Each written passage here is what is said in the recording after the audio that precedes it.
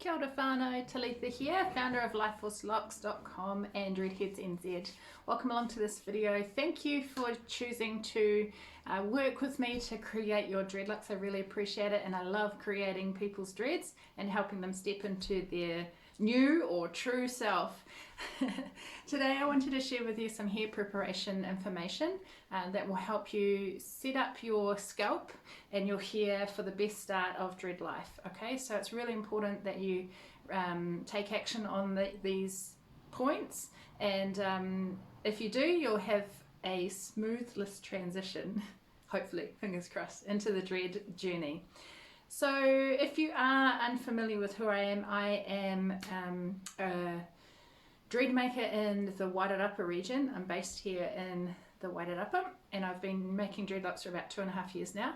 All of the information about me is on this site, lifeforcelocks.com, so you can learn more about my journey.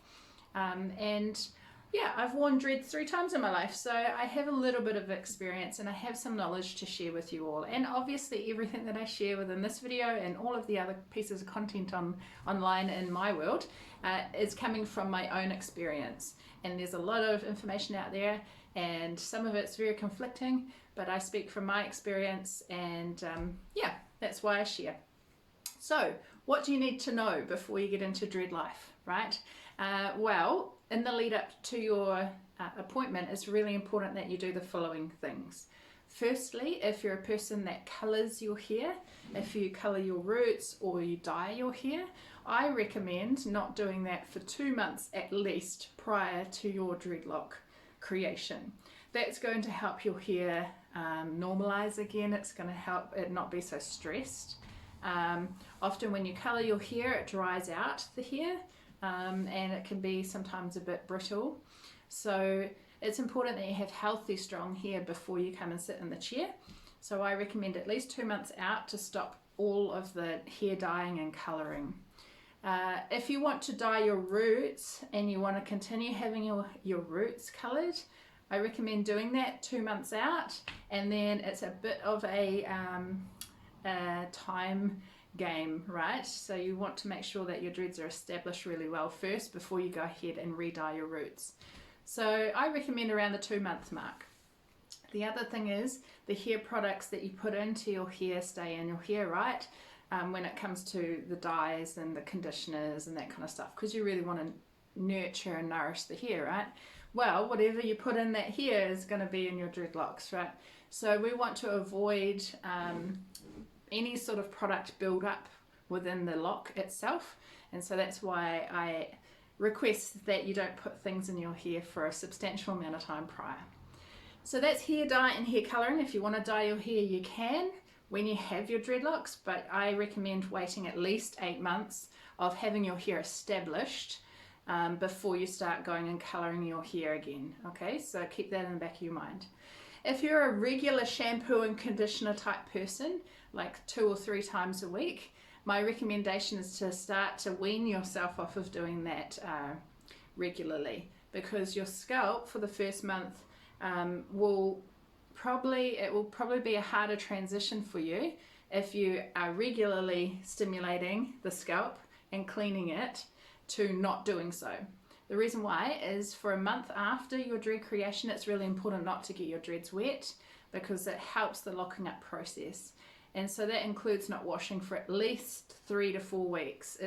For some people it's really tricky and you get really itchy scalp, and I've got some tips for that as well, but we won't get into that now. So you won't be washing your hair for that period of time. So my advice is to start weaning yourself off of that prior to your sitting so that the transition's easier. And that means maybe if you're a 2 or 3 wash week person, you drop it down to once a week. And if you can, start to transition into more natural shampoos, no conditioners. Okay, so we want the hair to be nice and sort of like a coarse, dry type texture, because that will help the back combing action. Sometimes people have really oily hair, oily scalps, and really silky, smooth hair, which is beautiful. That's a bit trickier to lock up. So if you can, try your best to stop using conditioners, gels, dry shampoos, anything that's going to create and leave a residue or a build up in the hair itself. If you've got any questions about what that might entail, then you can email me at info@lifeforcelocks.com and I can help you on that as well. What else have I got here? Washing your hair. So it's really nice not working on oily and dirty hair as a loctician or as a dread maker. So I recommend for my clients to wash their hair a day prior, and that will set them up too for that month-long period, right? Post creation. So please wash your hair a day before and dry it really thoroughly. We don't want damp hair. We want to have nice dry hair and a clean scalp to work with.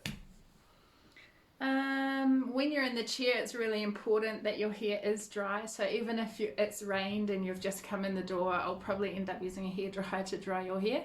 And if your hair does struggle to lock up a little bit, I do use a dread dust, which is all natural ingredients, and it will just help give it a little bit of bite or a little bit of coarseness, a little bit of texture to help lock up and create that locking process.